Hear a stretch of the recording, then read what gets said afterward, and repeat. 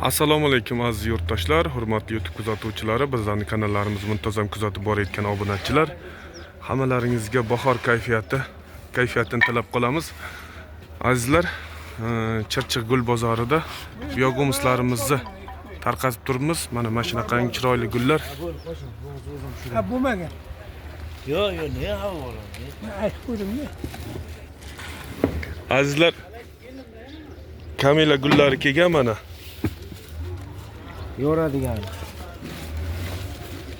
Ko'rib o'tishingiz mumkin. Mutaxassislarimiz bor, to'liq ma'lumotlar beriladi. Gullar haqida, ko'chatlar haqida. Quyida telefon nomerlar qoldiramiz. Ko'chatlar haqida, gullar haqida to'liq ma'lumotlar olishingiz mumkin. Mana bunaqangi landshafni, shamshotlar. Bizning biogomuslarimiz butun O'zbekiston bo'ylab dastavkalari mavjud, hamda Kaliforniya qizilcha o'lchanglari.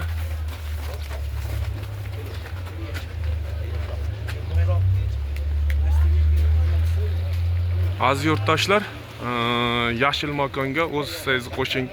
O'zizni agarotingizni, o'zingizni joylaringizni mana shunaqangi chiroyli landshaftli gullar bilan to'ldirib, chiroyli qilsangiz, o'zingizni bahri dilingiz ochiladi, hamda ekologiyamizga foydali ishlar qilgan bo'lasiz.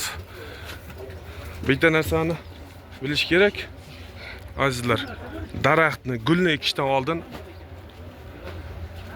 yerimizni gomus miqdorini to'yintirish kerak. Ya'ni daraxtni, gulni, har xil turdagi landshaftli gullarni ekishdan oldin birinchi o'chirda biogomus solishni tavsiya beramiz. Nima uchun? Daraxtga oziqa bo'ladi bu. Daraxtga birinchi oziqa berish kerak. Ana undan keyin daraxtdan yoki guldan hosilni kutish kerak.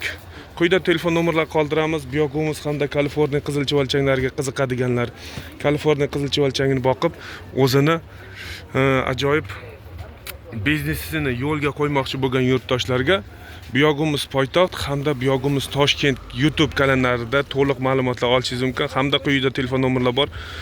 Aloqaga chiqsangiz, mutaxassislarimiz to'liq ma'lumot beradi. E'tiboringiz uchun rahmat.